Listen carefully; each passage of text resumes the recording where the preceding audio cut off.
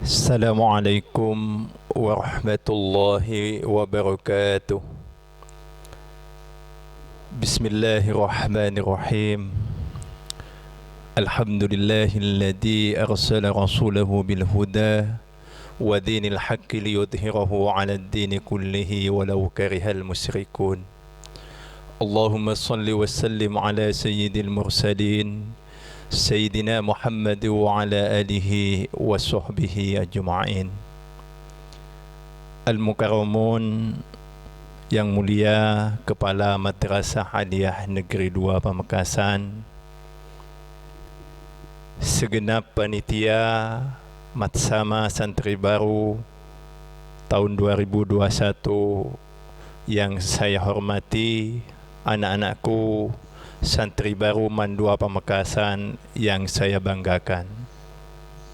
Pertama-tama marilah kita memanjatkan puja dan puji syukur kehadirat Allah Subhanahu wa Ta'ala atas segala limpahan rahmat dan nikmatnya yang telah dilimpahkan kepada kita sekalian. Setidaknya pada pagi ini kita bisa bertatap muka walaupun secara virtual karena kondisi wabah COVID-19. Semoga pertemuan kita ini tidak mengurangi niat baik kita, semangat kita untuk bisa menjadikan madrasah lebih baik dan lebih baik madrasah. Salawat serta salam marilah kita haturkan kepada junjungan kita Nabi besar Muhammad sallallahu alaihi wasallam. Semoga kita semua nanti diakui sebagai umatnya.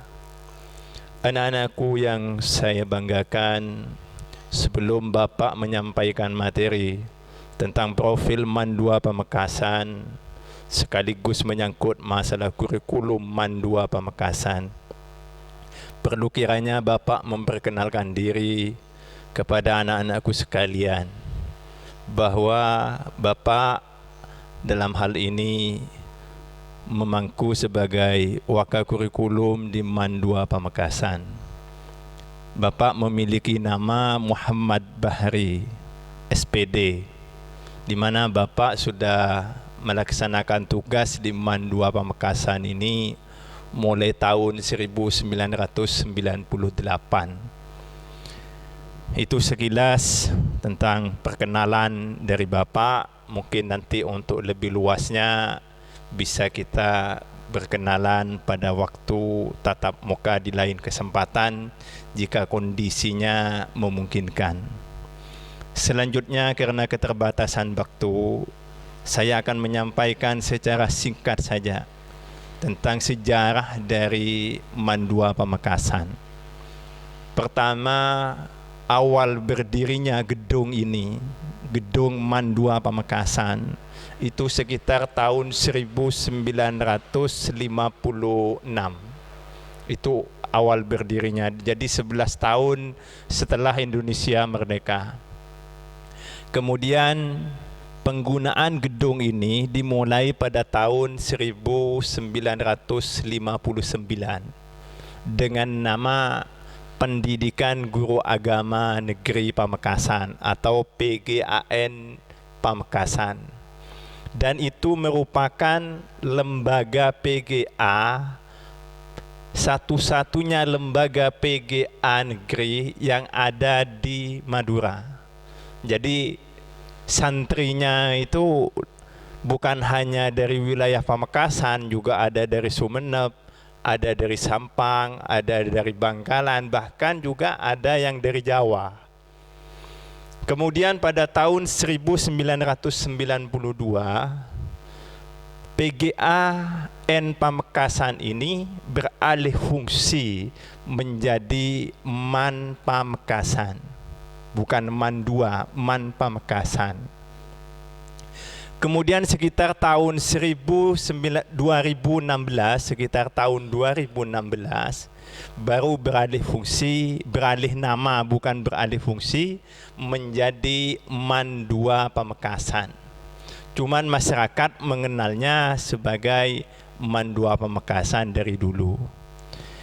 Anak-anakku yang saya banggakan, Apa MAN 2 Pamekasan atau apa Madrasah Aliyah ini? Ini sedikit perlu saya jelaskan.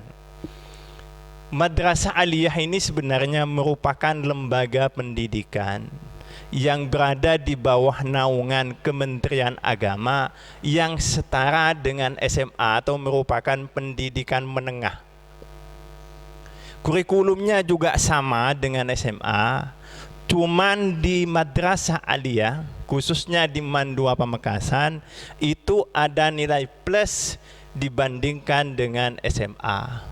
Apa nilai plusnya? Yaitu pada mata pelajaran agama. Kalau di SMA itu hanya 2 jam pelajaran untuk mata pelajaran agama, di Madrasah Aliyah Negeri 2 Pamekasan itu ada 8 jam. Di mana 8 jam itu dipecah, yaitu Al-Quran Hadis 2 jam, Fikih 2 jam, Akidah Akhlak 2 jam, dan Sejarah Kebudayaan Islam atau SKI itu 2 jam. Sehingga semuanya adalah menjadi 8 jam. Di samping pada pelajaran agama, di situ juga ada pelajaran bahasa Arab, di mana untuk kelas 10 pelajaran bahasa Arabnya itu 4 jam, sedangkan 11 dan 12 itu bahasa Arabnya 2 jam. Namun keunggulan atau kelebihan MAN 2 Pamekasan atau Madrasah Aliyah ketimbang SMA itu justru di sebagian kalangan, di sebagian orang tua, di sebagian santri, alumni dari MTS, utamanya dari SMP, itu justru menjadi hambatan atau kendala untuk masuk ke MAN 2 Pamekasan. Karena pelajaran bahasa Arab utamanya termasuk agama itu menjadi hal yang menakutkan. Sebenarnya tidak seperti itu. Di MAN 2 Pamekasan itu ibaratnya sebuah bengkel. Jadi pertama masuk ke MAN 2 Pamekasan, memang dicek kemampuan baca Al-Qur'annya, termasuk kemampuan sholatnya. Untuk apa? Untuk mempermudah di dalam melakukan sebuah pembinaan. Bagi siswa atau santri yang baru masuk ke MAN 2 Pamekasan, nanti dibedakan berdasarkan hal itu. Bagi siswa yang kemampuannya baik dalam baca Al-Qur'annya, baik dalam sholatnya, baik itu dalam bahasa Arabnya yang masih di bawah standar, itu akan dilakukan pembinaan dengan harapan nanti setelah lulus dari MAN 2 Pamekasan sudah tidak ada lagi santri yang tidak bisa baca Al-Quran, santri yang sholatnya tidak baik. Jadi tidak ada alasan bagi anak-anakku sekalian, terutama alumni dari SMP dan MTS, untuk takut masuk ke Madrasah Aliyah Negeri 2 Pamekasan. Anak-anakku yang saya banggakan, keunggulan lain dari Madrasah Aliyah Negeri 2 Pamekasan, bahkan bukan hanya dengan SMA, tapi juga dengan Madrasah Aliyah yang lain, yaitu adanya program tahfidz Al-Quran, di mana siswa yang memiliki kemampuan atau bakat untuk menghafal Al-Quran, kami alokasikan dalam satu rombel, dalam satu kelas yang dinamakan dengan tahfidz Al-Quran, di mana untuk pelajaran tahfidz Al-Quran mulai tahun pelajaran 2021-2022 ini kami alokasikan jam pelajaran sebanyak 6 jam, itu pun dalam kondisi normal. Insya Allah 6 jam ini akan cukup bagi santri-santri kami untuk memaksimalkan di dalam melakukan hafalan Al-Quran. Tentunya tahfidz Al-Quran ini akan berdampak pada kelas-kelas reguler. Jadi kami memang fokusnya pada kelas tahfidz, tapi juga berdampak pada kelas-kelas reguler.